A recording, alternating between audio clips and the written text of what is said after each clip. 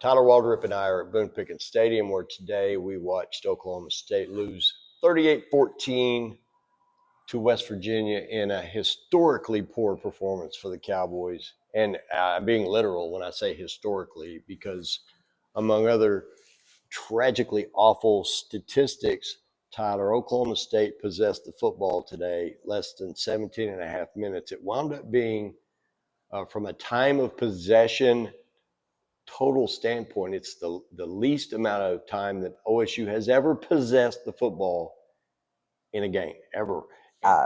Alan Bowman can't take advantage of anything unless they're ahead in the game script. Oklahoma State needs to be probably with the lead. They need to be constantly picking up 2, 3 yards, 10 yards. They can't be on 2nd and 10 even. And I mean, and after this game, you can't go back to what you've been doing before. OSU 0-3 in the conference. They've been knocked from the top 25 into oblivion. This team is broken.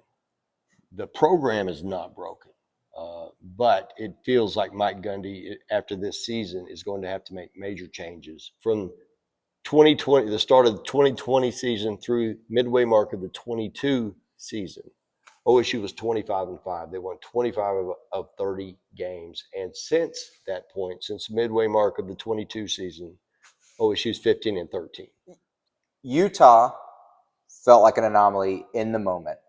And then they go to Kansas State. It starts to feel more real, but it's a road game. Kansas State is probably still a good team, even though they lost to BYU. You know, each week you could make excuses.